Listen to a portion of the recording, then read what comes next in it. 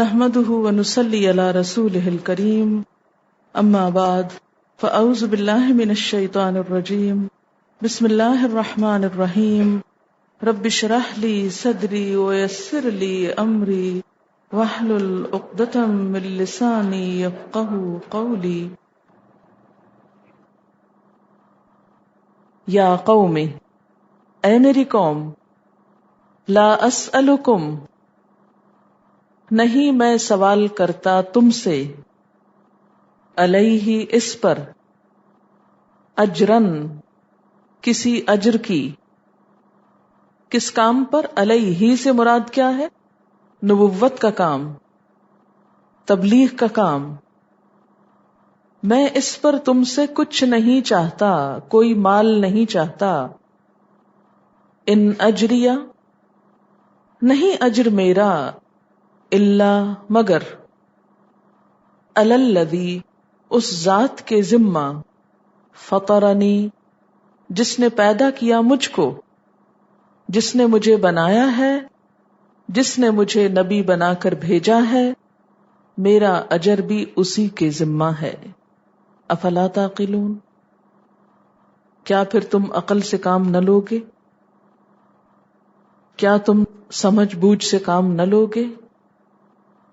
یہاں عقل کے استعمال کی ضرورت کیوں پیش آئی، یا عقل استعمال کرنے کے لیے کیوں کہا جا رہا ہے؟ اس لیے کہ انسان ٹھنڈے دل سے اگر غور کرے، اللہ نے جو عقل اس کو دی ہے اس کے ساتھ سوچے کہ ایک شخص صرف میرا فائدہ چاہ رہا ہے، مجھ سے کوئی فائدہ مانگ نہیں رہا، تو اس کا مطلب کیا ہے کہ یقیناً وہ میرا خیر خواہ ہے، جو لینے کی بجائے دے رہا ہے، بے لوث ہو کر دے رہا ہے۔ مجھے کم از کم اس کی بات سن تو لینی چاہیے۔ وَيَا قَوْمِ، اور اے میری قوم، استغفروا ربکم، بخشش مانگو اپنے رب سے، معافی چاہو اپنے رب سے۔ کس پر؟ گزشتہ گناہوں پر۔ ثم توبوا الیہ، پھر توبہ کرو اس کی طرف۔ استغفار اور توبہ یہ دو الگ الگ کیوں ہیں؟ ہم تو عام طور پہ ایک ہی معنی میں استعمال کر جاتے ہیں، توبہ کرنا اور استغفار کرنا، ترجمہ بھی عموماً استغفار کا توبہ کر لیتے ہیں۔ فرق کیا ہے؟ تابہ یتوب، توبن پہ آئیے، اور استغفار کا غفرہ پہ آئیے۔ غفرہ کا لفظی معنی کیا ہوتا ہے؟ ڈھانپ دینا۔ یا اللہ، پیچھے جو کچھ میرے اعمال نامے میں آ چکا ہے اس کو تو چھپا دے۔ اور تابہ یتوب توبن کا مطلب کیا ہوتا ہے؟ لوٹنا، پلٹنا، کہ اب میں تیری طرف پلٹ رہا ہوں، اس کو تو چھپا دے، اب آئندہ میرا رخ تیری طرف ہے۔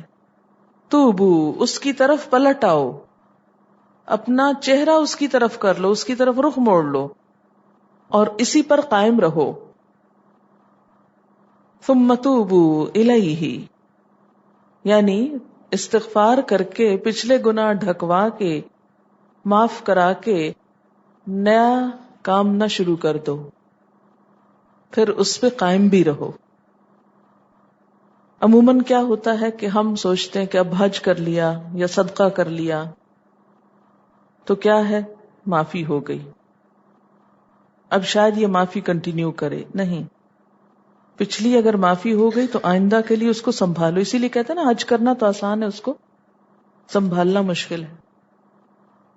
اگر تم ایسا کرو گے تو تم کو کیا ملے گا؟ یرسل السماء علیکم مدرارا، بھیجے گا تم پر آسمان کو بہت برسنے والا، خوب بارشیں برسیں گی۔ توبہ کرو، بارشیں برسیں گی۔ پیچھے آپ دیکھیے سورۃ ہود کے شروع میں اللہ تعالیٰ نے فرمایا تھا وَأَنِ اسْتَغْفِرُوا رَبَّكُمْ ثُمَّ تُوبُوا إِلَيْهِ يُمَتِّعْكُمْ مَتَاعًا حَسَنًا، وہاں بھی استغفار اور توبہ کو فائدہ بتایا گیا تھا کہ تم کو عمدہ سامان زندگی دے گا، اور یہاں اس عمدہ سامان زندگی میں خاص طور پر نام لے کر بتایا کہ بارشیں آئیں گی. اس سے کیا پتا چلتا ہے کہ بارش کا برسنا اللہ کی نعمتوں میں سے ایک بہت بڑی نعمت ہے، اور ان کو لانے کے لیے کس کی ضرورت ہے؟ استغفار اور توبہ کی. اچھا، مدرار کا لفظ جو ہے یہ درن سے ہے، بہت برسنے والا. درن ہر چیز کی خوبی کے لیے ہوتا ہے، دودھ کی کثرت، روانی، بارش کا پانی برسنا، چراغ کا نور یعنی روشنی کا پھیلنا، ہر چیز کی خوبی اور اچھائی کے لیے استعمال ہوتا ہے. یعنی جیسے لائٹ آن کرتے ہیں تو روشنی ہر طرف پھیل جاتی، اسی طرح جب بارش برستی ہے تو اس کی خیر ہر طرف پھیل جاتی، درخت دھل جاتے ہیں، زمین سیراب ہو جاتی ہے، سبزہ اگ آتا ہے، ہوا صاف ہو جاتی ہے، پولوشن ختم ہوتی ہے. یعنی اس کے کئی فائدے ہیں، یعنی اس کی خیر اور برکتیں پھیل جاتی ہیں. تو آسمان بہت برسنے والا، یعنی یہاں دراصل آسمان کا حال بتایا گیا ہے، لیکن اس کے لیے مدرار کا لفظ کیوں ہے کہ اس کے اندر وسعت ہے، بہت سے فائدے ہیں. حدیث پاک میں بھی آتا ہے من لزم الاستغفار، جس نے استغفار کو لازم کر لیا، استغفار سے چمٹ گیا، جعل اللہ له من کل ہم فرجا، اللہ اس کے لیے ہر غم سے، ہر مشکل سے کشادگی پیدا کر دے گا، ومن کل ضیق، اور ہر تنگی سے مخرجا، نکلنے کا رستہ، یعنی ہر تنگی سے نکلنے کا رستہ بنا دے گا، ورزقہ من حیث لا یحتسب، اور وہاں سے اس کو رزق دے گا جہاں سے وہ سوچ بھی نہ سکتا ہوگا، جس طرف اس کا خیال بھی نہ گیا ہوگا، وہاں سے اللہ کھلائے گا. یہ ابو داؤد کی روایت ہے. تو گویا استغفار اور توبہ انسان کے لیے دنیا کی نعمتوں کے دروازے بھی کھولتی ہے یا ان کے حاصل کرنے کا ذریعہ ہے. وَيَزِدْكُمْ، اور زیادہ کر دے گا تم کو، قوتاً، قوت میں، اِلَىٰ قُوَّتِكُمْ، طرف تمہاری قوت کے، یعنی تمہاری پہلی قوت پر مزید قوت کا اضافہ کر دے گا. اس کے دو معنی. نمبر 1، جو کچھ تمہیں دنیا میں ملا ہے اس سے بھی زیادہ مل جائے گا. مت ڈرو کہ دین کی طرف آنے سے دنیا لٹ جائے گی. اللہ کی طرف آنے سے تمہاری موجودہ دنیا میں جو کچھ تم کو مال نعمت ملی ہے اس میں اور اضافہ ہو جائے گا. دوسری چیز کہ تمہاری مادی قوت میں روحانی قوت کا اضافہ ہو جائے گا. اب دیکھیں کہ روحانی قوت کیا ہے؟ دل کا اطمینان، روح کا سکون، اللہ کی یاد، اللہ کی پہچان. ایک شخص جس کے پاس صرف دنیا کی نعمتیں ہیں، زیور ہے، کپڑا ہے، گھر ہے، لیکن روح اس کی مردہ ہے، وہ کس چیز کو انجوائے کر سکتا ہے؟ کسی بھی چیز کو نہیں. لیکن ایک شخص کے پاس تھوڑا ہے مگر اس کا دل خوش ہے، اس کی روح مطمئن ہے، اس کا ضمیر مطمئن ہے، وہ اندر سے ایک پرسکون انسان ہے، اس کے لیے وہ تھوڑا بھی بہت خوشیوں کا سبب ہو جاتا ہے. تو یہاں پر یزدکم قوتاً الی قوتکم، زیادہ دے گا تم کو قوت تمہاری قوت کی طرف، یعنی جو پہلے ہے اس میں اور ہو جائے گا، اور مل جائے گا. وَلَا تَتَوَلَّوْا مُجْرِمِينَ، اور نہ تم منہ پھیرو مجرم بن کے، مجرم بن کر اس قوت سے، اس نعمت سے، اس رب سے، اس کے دین سے، اس کے نبی سے منہ نہ پھیرو. ان سب چیزوں سے منہ پھیرنا جرم ہے، جرم. مجرم یہاں کس کو کہا گیا؟ مجرم کون ہے؟ یہ منہ پھیرنے والے. مجرم بن کے مت پھرو. قالو، انہوں نے کہا، یا ہود، اے ہود، ما جئتنا ببینہ، تم تو ہمارے پاس کوئی نشانی نہیں لائے. کیسے مانے تم کو کہ تم خدا کے رسول ہو؟ کوئی دلیل تو لاؤ، کوئی نشانی تو دکھاؤ. اب بات یہ ہے کہ کیا واقعی ان کے پاس کوئی نشانی نہ تھی؟ ان کا کردار، ان کا اخلاق، ان کی باتیں، ان کا عمل، یہ سب کچھ ایک بہت بڑی نشانی تھا کہ وہ عام انسانوں سے مختلف ہیں. لیکن ان کو یہ نشانی نظر نہ آئی، اور اللہ کا جو کلام وہ پیش کرتے تھے اس میں ان کو کوئی دلیل کا زور نظر نہ آیا، کیونکہ پیش کرنے والے کی شخصیت یا حیثیت ان کے نزدیک کمزور تھی. قالوا یا ہود ما جئتنا ببینہ. آپ دیکھیں کہ بات ایک ہی ہوتی ہے، نئی نہیں ہوتی، لیکن پیش کرنے والے کے فرق سے بات میں فرق آ جاتا ہے. اگر میں اس وقت قل هو اللہ احد 3 لوگوں سے پڑھواؤں اور آپ سنیں تو تینوں سے ڈفرنٹ فیلنگ آئے گی. قرآن وہی ہے، فرق کس سے پڑتا ہے؟ پیش کرنے والے سے.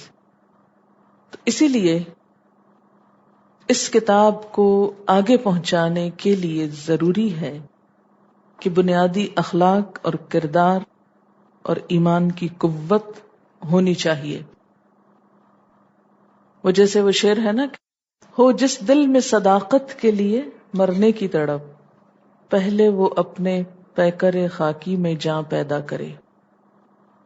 جو حق کے لیے مرنا چاہتا ہے اس کو پہلے اپنے اندر قوت پیدا کرنی ہوگی تاکہ حق کو قوت دے وہ اپنے وجود سے. ایسی بات نہیں تھی کہ ان کے بتانے میں کوئی کمی تھی. بات یہ تھی کہ قوم کا معیار مختلف تھا. ان کے نزدیک کسی شخص کی بہت بڑی خوبی کیا تھی؟ اس کے سٹیٹس کی بڑائی، اس کے پاس مال کتنا ہے، اس کے پاس قوت کتنی ہے. قالوا یا ہود ما جئتنا ببینہ، سب کچھ ہوتے ہوئے کیا کہہ دیا؟ تم تو کچھ نشانی ہی نہیں لائے. وما نحن بتارکی آلہتنا عن قولک، اور نہیں ہم چھوڑنے والے اپنے الہوں کو تیری بات کی وجہ سے. تیری بات مان کے ہم اپنے معبود چھوڑ دیں، اپنی دلچسپیاں چھوڑ دیں، اپنے کام چھوڑ دیں، اپنی پرائرٹیز بدل لیں. آپ نے دیکھا ہوگا بعض اوقات کہ آپ ایک بالکل سچی بات کسی کو بتاتے ہیں، لیکن آپ اس سچ کے وزن کے باوجود خود کو انتہائی ہلکا پاتے ہیں، اور آپ سوچنے لگتے ہیں کہ کیا میں نے کوئی غلط بات کہہ دی. بعض جگہوں پر آپ ایک اچھی بات کسی کو بتاتے ہیں، سب آپ کے پیچھے پڑ جاتے، سب آپ کا مذاق اڑانے لگتے، تو اس وقت آپ پریشان ہو جاتے ہیں کہ شاید میرے ہی کہنے میں کوئی غلطی تھی، یا میں نے کوئی غلط بات کہہ دی یا غلط جگہ پہ کہہ دی. اور اس کا تجربہ ہم میں سے ہر شخص کرتا ہے، چاہے کسی ایک کو بتا کر، چاہے کسی مجلس کو بتا کر. ہر داعی حق کو اس مرحلے سے گزرنا ہوتا ہے، لیکن اس پر کبھی بھی پریشان نہ ہو. بات یہ نہیں کہ قرآن میں سچائی نہیں، بات یہ ہے کہ سننے والوں کا معیار کچھ اور ہے.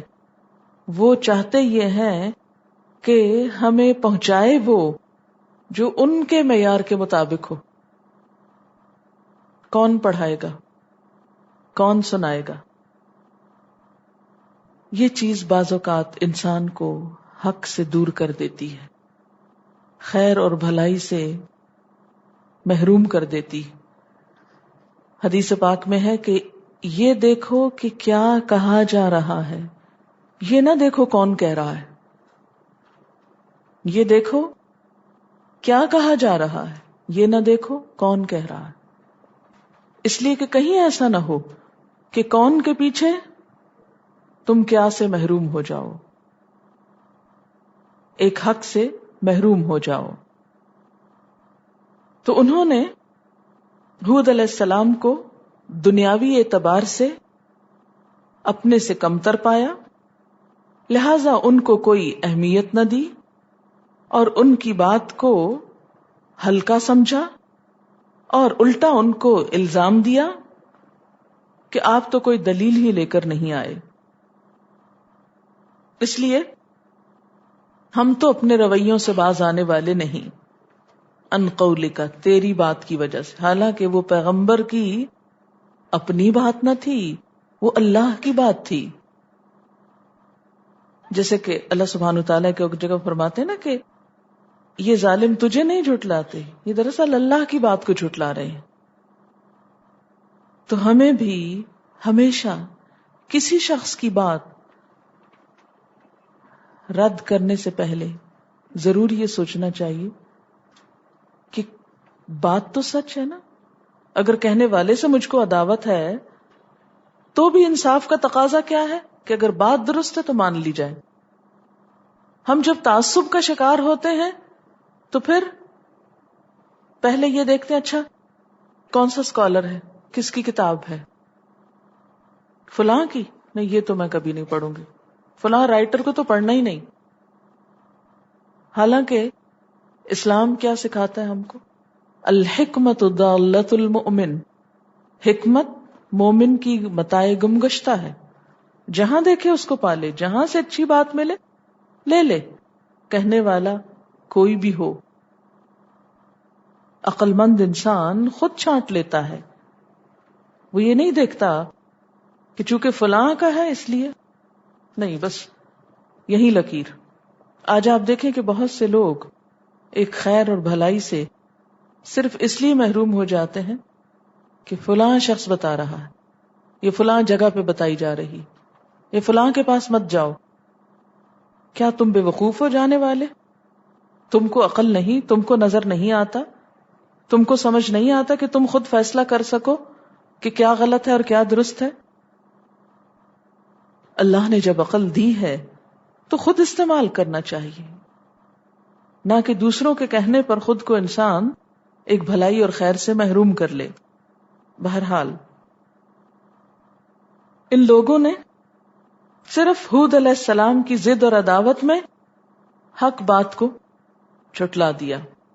کہنے لگے وما نحن لک بمؤمنین، ہم تو تجھ کو مان ہی نہیں سکتے، تیری بات نہیں مانیں گے ہم. ان نقول، ہم تو یہ کہیں گے کہ الا اتراک بعض آلہتنا بسوء، کہ ہمارے بعض الہوں کی تجھ پہ مار پڑ گئی، ان کی بد دعا لگ گئی. تم ہمارے الہوں کو برا کہتے ہو، تمہیں ان کی طرف سے پکڑ آ گئی ہے کہ تمہیں یہ دماغی خلل لاحق ہو گیا ہے، بہکی بہکی باتیں کرتے ہو. اعتراک، ارادہ کیا یا چھا گیا، معاملہ کیا، یہ سب معنی ہیں اس کے. ہمارے بعض الہوں نے تیرے ساتھ برائی کا ارادہ کر لیا ہے، ان کی مار پڑ گئی، اس لیے تم نے یہ کام شروع کر دیا. قال، اب آپ دیکھیں کہ ایک شخص حق لے کر آیا اور اس کو اتنے تانے سنا دیے گئے، نہ تو کوئی دلیل لایا ہے، نہ ہم تجھ کو مانیں گے، اور تجھ پر تو الہوں کی مار پڑی ہوئی ہے، نحوست چھائی ہوئی ہے. اب آپ خود سوچیں کہ کہنے والا ایسے ماحول میں کیا کہے گا. آپ اپنے آپ کو رکھیں یہاں کہ آپ کو اتنی باتیں سنا دی جائیں تو آپ کیا بولیں گے.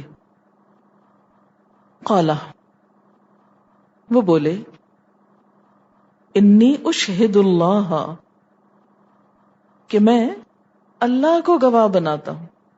لوگوں میں سے تو کوئی ساتھ دینے کو تیار نہ تھا. تو جس نے بھیجا تھا اسی کی مدد مانگی جا رہی ہے، اللہ پہ توکل. میں اللہ کو گواہ بناتا ہوں. واشہدوا، اور گواہ رہو، انی بریء مما تشرکون، کہ بے شک میں تو بری ہوں اس سے جو تم شریک ٹھہرا رہے ہو. جن کو تم خدا سمجھتے ہو میرا ان سے کوئی تعلق نہیں. یہ ہے ایک سچے انسان کی سچائی کی دلیل کہ جس سچ کو وہ پیش کرے، خواہ ساری دنیا اس کے خلاف ہو جائے پھر بھی اس پہ قائم رہے. کیونکہ سچ پیش کرنے والا اگر خود متزلزل ہو، خود ڈاواں ڈول ہو، کبھی ایک بات کہے کبھی دوسری کہے، جو کہے اس پر عمل نہ کرے، کہے کچھ اور کرے کچھ، ایک دن کچھ کہے دوسرے دن کچھ اور کرنے لگ جائے، کچھ اور کہنے لگ جائے، تو اس سے بات کا اثر ختم ہو جاتا ہے اور وہ بات خود اپنے خلاف حجت بن جاتی، کیے کا بھی ثواب نہیں ہوتا. اس لیے حق کے رستے میں استقامت بہت ضروری ہے. جس کو آپ سچا سمجھ لیں بس پھر اس پہ ڈٹ جائیں. قل آمنت باللہ ثم استقم، کہو میں اللہ پہ ایمان لایا اور پھر اس پہ جم جاؤ. وہ کہنے لگے نہیں تم مانتے، نہ مانو، میں تمہارا ساتھ نہیں دے سکتا. حالانکہ پوری قوم ایک طرف تھی، ایک شخص ایک طرف ہے، میجورٹی ہے اس طرف حق کے ساتھ صرف وہ خود اکیلے ہیں. انہوں نے کہا نہیں، میں اللہ کو گواہ بناتا ہوں اور تم سب بھی یاد رکھو کہ میں وہ کام نہیں کروں گا جو تم کر رہے ہو. ہمارا حال کیا ہوتا ہے، یا بنی اسرائیل پہ جو تنقید ہوئی ان کا حال کیا تھا کہ شروع میں وہ لوگوں کو برائیوں سے روکتے، پھر جب دیکھتے لوگ نہیں باز آتے تو خود بھی ساتھ انہی میں شامل ہو جاتے. اسی سے سب سے بڑا بگاڑ آتا ہے کہ اگر ایک دین پڑھا ہوا شخص، علم رکھنے والا شخص وہی کچھ کرنا شروع کر دے جو اور لوگ کر رہے ہیں اور اس کے عمل میں کوئی تبدیلی نہ آئے، تو پھر اس کا یہ سب کچھ بے مقصد ہو کے رہ جاتا ہے. مما تشرکون من دونہ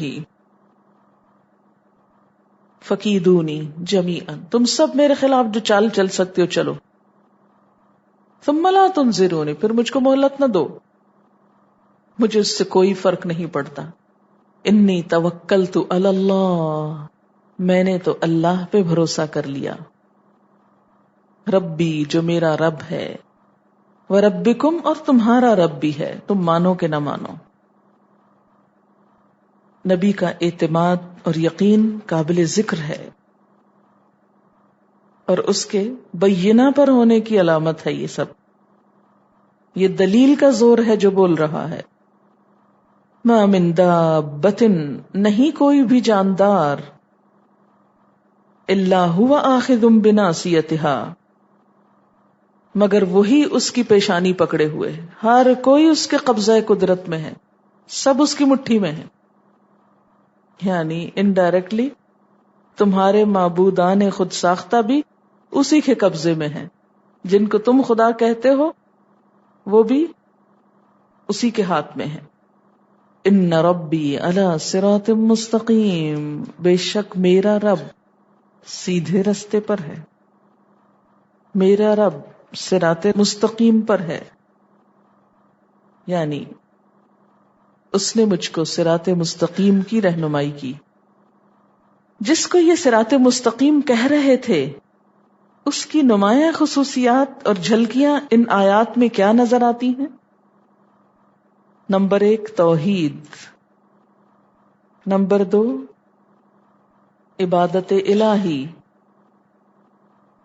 اعبد اللہ ما لکم من الہ غیرہ، توحید اور عبادت اللہ.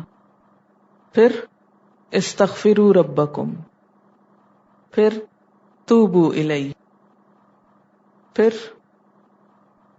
نعمتوں کا احساس، شکر، یرسل السماء علیکم مدرارا، پھر توکل علی اللہ، خدا کو اپنا پروردگار ماننا. ربی، توکلت علی اللہ ربی، میرا پروردگار تو وہ ہے.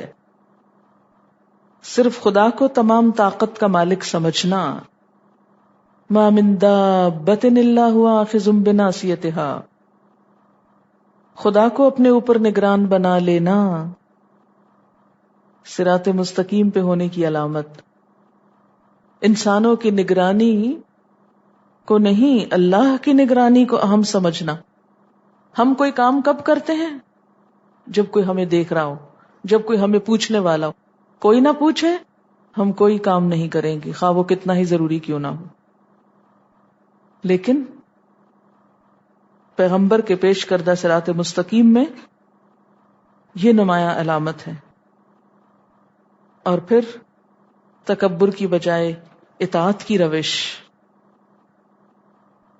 ان ربی علی صراط مستقیم فان تولوا. پھر اگر تم منہ موڑتے ہو تو ٹھیک ہے. فقد ابلغتکم، میں نے تم کو پہنچا دیا. ما ارسلت بہ الیکم، جو میں دے کر بھیجا گیا تمہاری طرف، جو میری ذمہ داری تھی میں نے پوری کر دی. تم نہ مانو، تمہاری مرضی، پھر دیکھو تمہارا انجام کیا ہوتا ہے. وَيَسْتَخْلِفْ رَبِّي قَوْمًا غَيْرَكُمْ، اور خلیفہ بنائے گا، پیچھے لائے گا. استخلاف. ربی میرا رب، قومن ایک قوم کو، غیرکم جو تمہارے علاوہ ہوگی. اگر تم وہ نہیں کرتے جو تم کو کرنا چاہیے تو رب کو پھر تمہاری ضرورت نہیں، پرواہ نہیں. وہ تم کو مٹا دے گا اور تمہاری جگہ ایک اور قوم لے آئے گا. یستخلف قوما ولا تضرونہ شیئا، اور تم اس کو کچھ بھی نقصان نہ دے سکو گے، تم اس کا کچھ نہ بگاڑ سکو گے. تمہاری زمینوں کا، تمہارے مکانوں کا، ان سب نعمتوں کا مالک کوئی اور ہو جائے گا. اگر تم خدا کے وفادار نہیں تو یہ سب چیزیں بھی تمہاری ہمیشہ نہیں، پھر یہ تمہارا ساتھ چھوڑ جائیں گی. تم نے اپنے رب کی طرف توجہ نہ دی تو اس کی بنائی ہوئی یہ ساری نعمتیں پھر تمہاری نہیں. اب دیکھیں نا، اس وقت دنیا میں ہم کو جو کچھ ملا ہوا، جو کچھ ہماری خدمت کر رہا ہے، خواہ ہمارے ہاتھ پاؤں ہیں، آنکھیں ہیں، یا جو نعمتیں ہم کھاتے ہیں، یہ اصل میں اللہ ہی کی بنائی ہوئی ہے نا، جو ہم استعمال کر رہے ہیں. اور اللہ تعالیٰ یہ دے کے ہم کو آزما رہا ہے. جب ہم اللہ کے وفادار نہیں تو ایک خاص وقت کے بعد یہ سب کچھ وہ واپس لے لے گا اور یہ چیزیں ہماری خدمت مزید نہیں کریں گی. یہ نعمتیں پھر کسی اور کے لیے ہو جائیں گی. اگر تم چاہتے ہو کہ یہ نعمتیں تمہارے پاس ہمیشہ ہمیشہ کے لیے رہیں تو پھر اس کا طریقہ کیا ہے کہ اپنے رب کے وفادار ہو جاؤ. تم اپنے رب کے ہو تو رب کا سب کچھ تمہارا ہے، اور اگر تم اس کے نہیں تو پھر اس کی بنائی ہوئی چیزوں پہ تمہارا حق نہیں. پھر کہیں اور جاؤ جہاں اس کی حکومت نہ ہو. ہے کوئی پناہ دینے والا؟ کوئی بھی تو نہیں. پھر اس کو چھوڑ کے منہ موڑتے ہیں. ان تولوا، ہے کچھ حق منہ موڑنے کا؟ ان ربی علی کل شیء حفیظ، بے شک میرا رب ہر چیز پر نگران ہے، ہر چیز کی حفاظت کر رہا ہے. تمہارے یہ سب مکر و فریب مجھے کچھ نقصان نہیں دے سکتے. میرا رب میری حفاظت کرنے والا ہے، وہ مجھ کو بچائے گا. وآخر دعوانا الحمد للہ رب العالمین. سبحانک اللہم وبحمدک نشہد ان لا الہ الا انت نستغفرک ونتوب الیک. السلام علیکم ورحمۃ اللہ وبرکاتہ.